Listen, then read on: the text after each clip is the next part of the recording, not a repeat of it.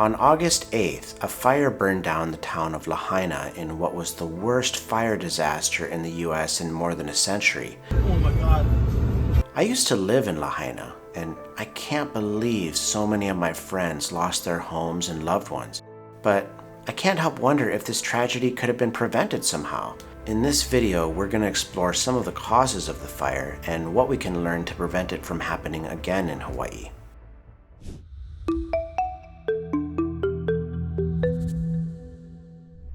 I was once a public school music teacher at King Kamehameha III Elementary School in Lahaina. I taught 776 students who went to the school, and I would sometimes bring my choir to practice at Holy Innocents Church next to the school. After school, students would play in the world-famous banyan tree. Front Street in Lahaina was a beautiful place, and people from all over the world would come to experience it. But all of that burned down when a fire broke out during heavy winds generated by Hurricane Dora to the south of Hawaii, which caused winds of up to 60 miles an hour in the Lahaina area. On August 7th, the State Emergency Management Agency issued a red flag warning due to gusty winds and dry conditions.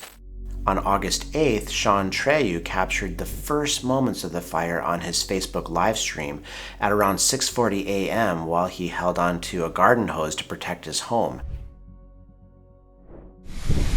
Freaking power line just went down. Tried my little water hose, but... At one point, he zooms in to show what looks like a dangling end of a Hawaiian Electric Company power line touching the ground where a fire is burning. At the same time, firefighters and water trucks were filling up and putting out the flames, and from the video, it did seem like the fire was mostly put out. By 9 a.m., the county declared the fire 100% contained.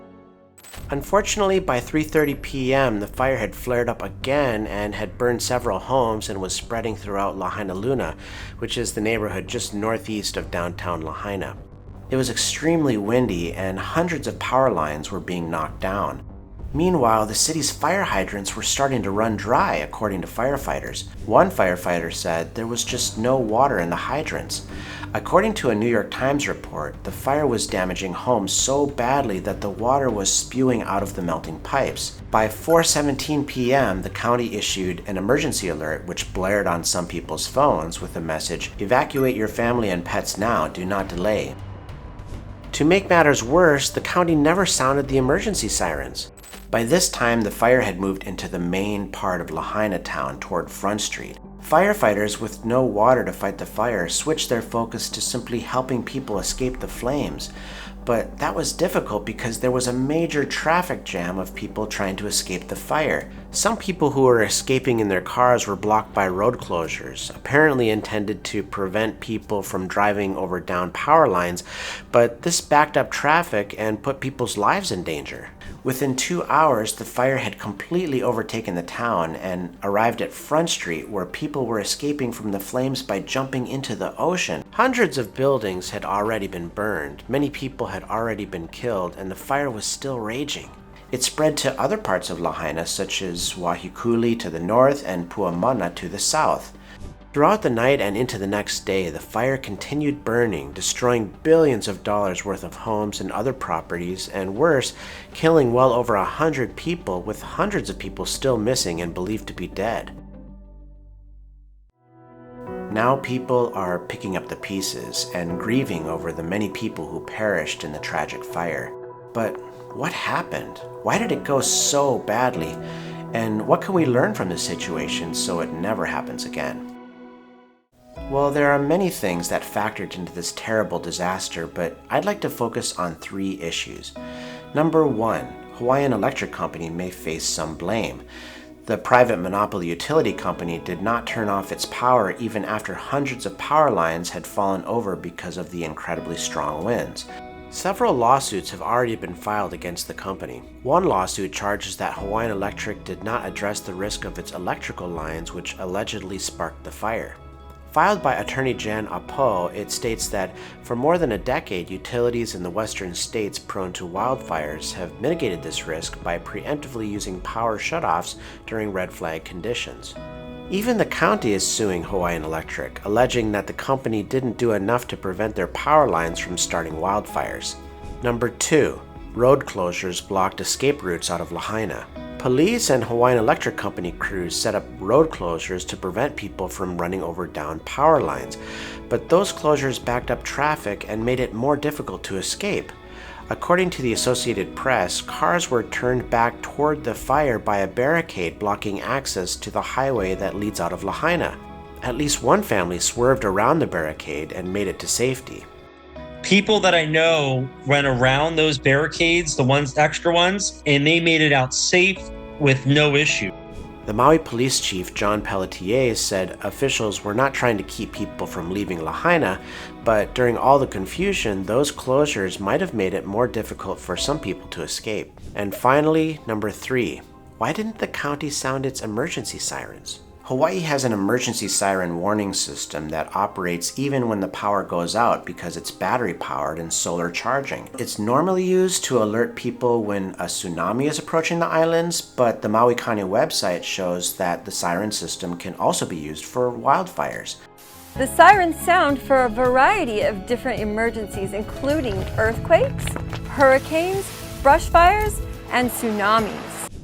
Herman Andaya, chief of the Maui Emergency Management Agency until he resigned about 10 days after the fires, said the sirens aren't typically used for brush fires. That sirens have not been used for brush fires.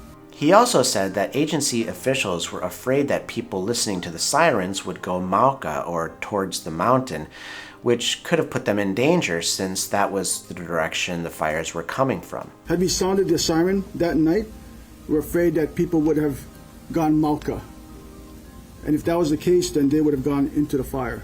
Now, personally, I don't think people would have run into the fire. I think people would have been alerted that something was up, and it could have saved some lives.